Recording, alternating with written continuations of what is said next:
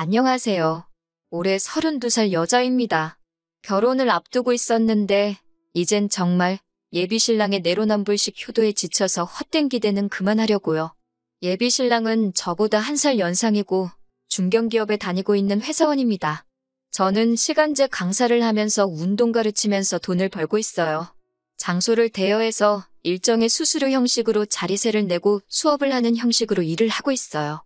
제가 이 일을 오래 해오면서 수강생들에게 입소문도 많이 타고 꼭 제가 아니면 안 배우겠다고 하시는 분들도 많아서 제 자랑처럼 들릴 수도 있겠지만 강의료가 조금 비싼 편에 속합니다. 그래서 사실 그렇게 일을 매달려서 하지 않아도 한 달 제가 사는데 지장 없고 취미생활이나 여가생활 다 즐길 수 있을 만큼 벌고 있어요. 제가 마음먹고 일을 더 한다면 웬만한 대기업 다니는 사람들 못지않게 벌 수도 있습니다. 하지만 그렇게까지는 일을 하고 싶지는 않아서 적당한 선에서 워라밸을 찾아 여가를 즐기면서 살고 있고요.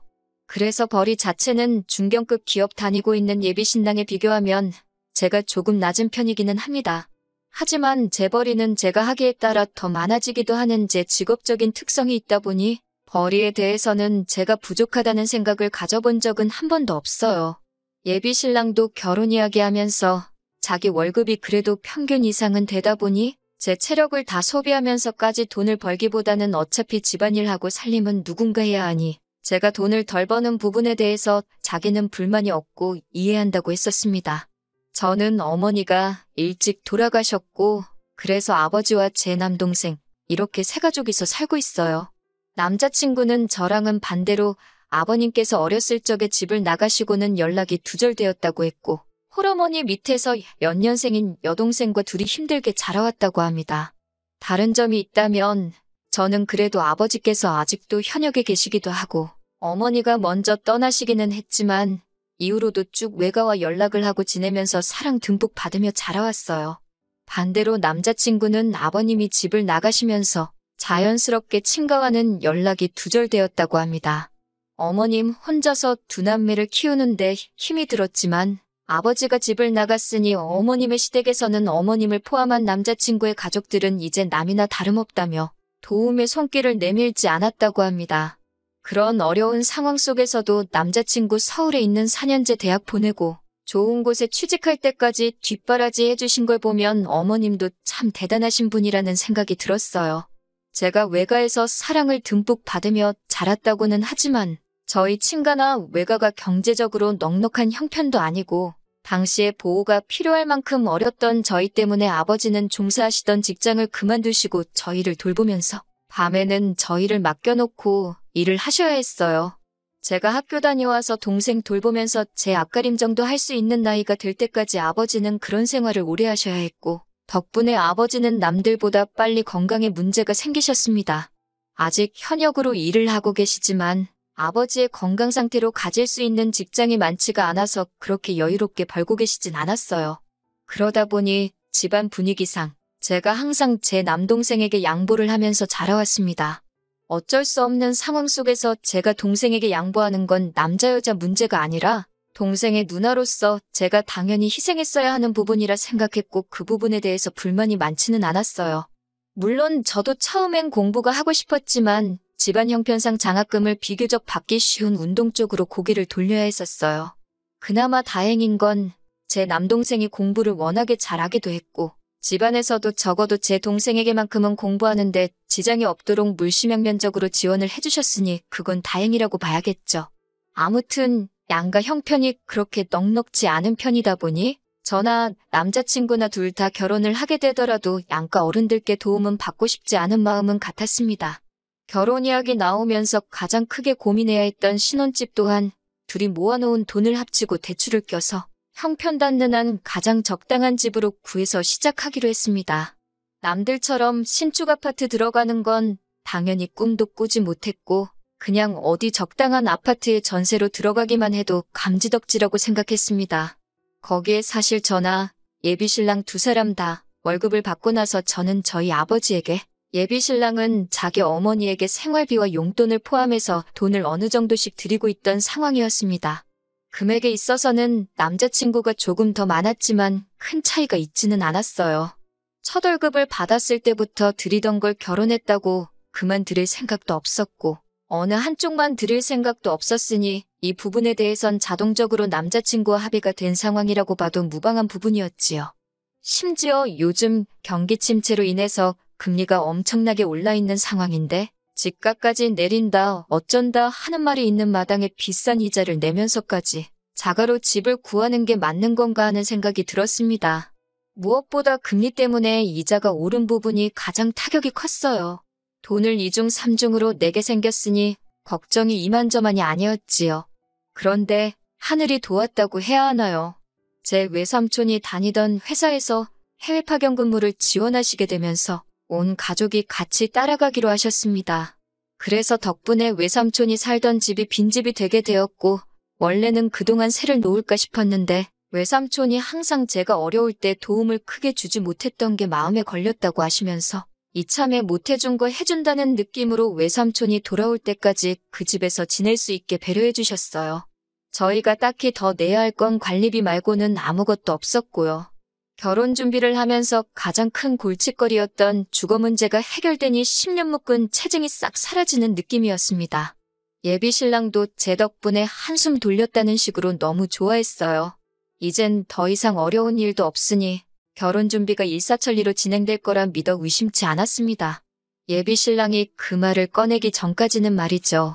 여태까지 말씀드린 것만 봐도 아시겠지만 양쪽 다 홀아버지, 홀어머니인 부분도 서로 충분히 이해하고 있는 상황이고 저희가 없는 형편의 결혼을 할지라도 양쪽 어른들께 하던 건 그대로 하는데 아무런 문제가 없었던 사람이거든요. 그런데 예비 신랑이 뜬금없이 제가 아버지한테 돈을 드리고 있다는 걸 가지고 딴지를 걸어왔습니다. 난데없이 저에게 이제 장인어른께 돈 드리는 건 그만하는 게 좋지 않겠냐는 말을 하는데 그때까지만 해도 그 말이 기분이 나쁘게 들렸다기보다는 놀라움이 더 앞섰어요.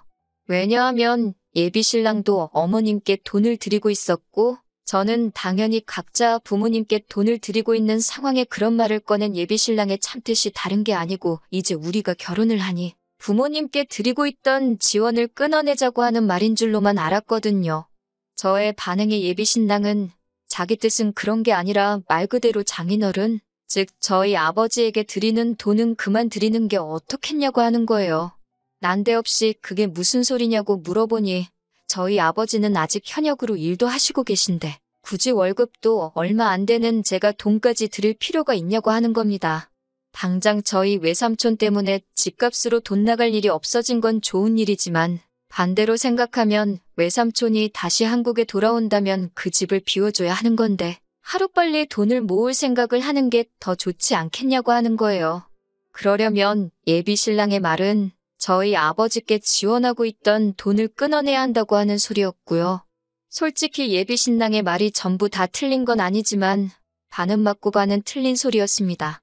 외삼촌이 돌아오시면 집을 새로 구해야 되는 사실은 맞는 소리이기도 하고 저도 뼈가 저리도록 인지하고 있는 부분이기는 하지만 그렇다고 해서 제가 저희 아버지에게 하고 있던 효도를 그만하라고 강제할 수 없는 소리이기도 하지요. 남자친구가 제게 그런 말을 할 수 있는 전제 조건은 딱 하나밖에 없다는 말인 거예요. 제가 제 아버지에게 생활비를 드리고 있는 게 싫으면 예비 신랑 본인도 자기 어머니에게 드리고 있는 생활비를 끊어내기로 하고 그 후에 저한테도 같은 제안을 해야 한다는 말인 거죠. 그래서 저는 아버지께 드리는 돈은 힘든 와중에도 건강 잃어가며 나를 키워주신 은혜를 갚는 돈이기 때문에 당신이 당신 어머니께 드리는 돈을 중단하고 나에게 똑같은 걸 요구하는 조건이 아닌 이상은 그렇게 할 생각이 없다고 저의 생각을 정확하게 전달해줬습니다. 예비 신랑은 저희 거절에 그래도 장인어른이 계속 일도 하고 계시고 저희 집에는 처남도 있지 않느냐 하고 따져묻기 시작하더군요. 제 남동생은 이제 막 학업이 끝난 상태이고 아직 취직 준비하고 있는데 취직이 되지도 않은 제 동생의 아버지를 부양하면 되는 거 아니냐고 말하고 있으니 어이가 없었습니다. 그래서 저도 당신도 동생이 있지 않냐고 물었어요. 저희 집과는 반대로 남자친구 집에서는 동생인 예비신우가 양보를 해서 남자친구가 대학 공부를 할 수 있었습니다. 덕분에 예비신우는 20살이 돼서부터 미용 쪽 일을 시작했고 그러다 보니 모아놓은 돈도 상당하고 벌이도 나쁘지 않은 편이었거든요.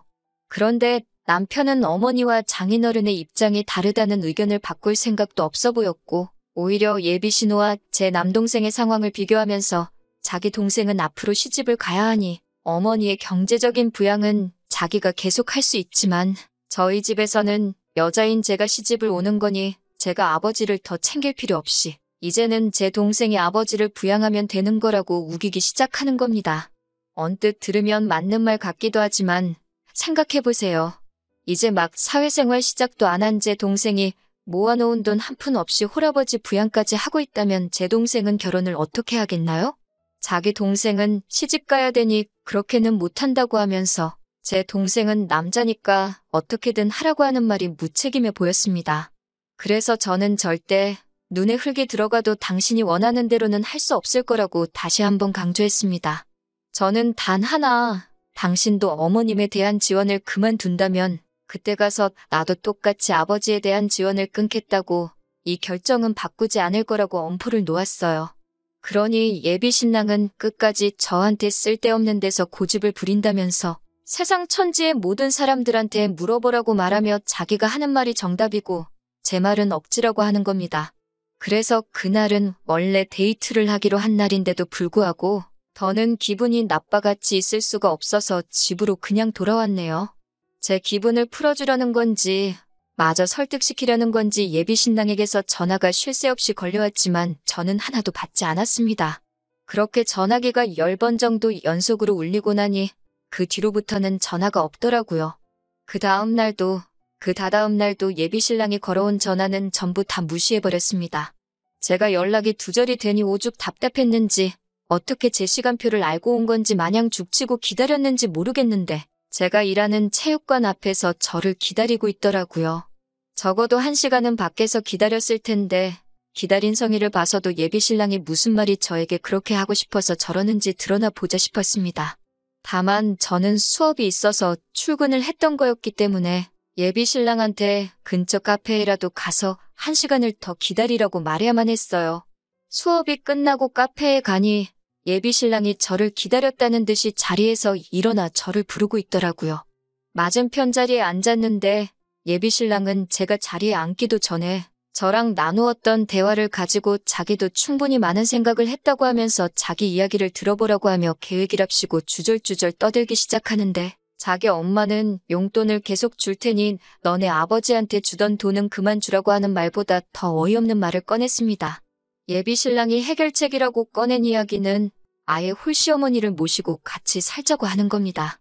제가 테이블 안쪽에 정리되어 있던 의자를 빼느라고 잘못 들었나 싶어서 제가 들은 게 맞냐고 물어봤더니 예비 신랑은 다시 한번 강조하듯이 합가를 하자고 자기 어머니 모시고 셋이서 알콩달콩같이 살자는 겁니다.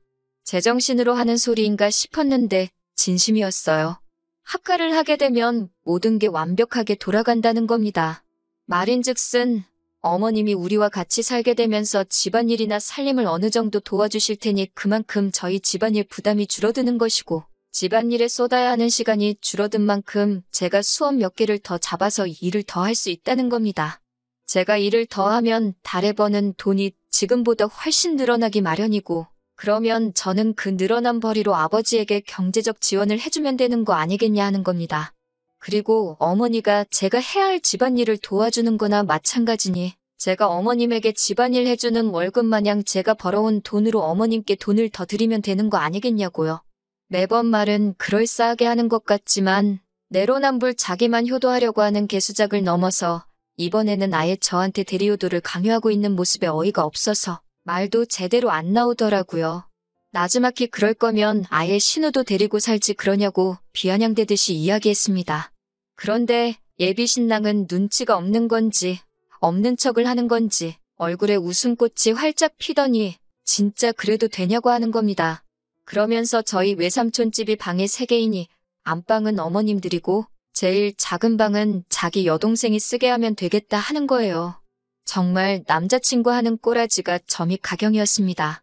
예비 신우는 집안일은 못 도와주지만 빨래나 설거지 같은 걸 시키겠다고 하면서 집안일을 그렇게 크게 도와주는 게 아니니 한 달에 한 20만 원만 용돈하라고 주면 되겠다고 하면서 아주 지 식구들 줄 돈을 제가 번 돈으로 털어먹으려는 계획을 얼굴색 하나 변하지 않고 세상에서 제일 착한 사람이냥 연기하면서 떠들고 있더라고요.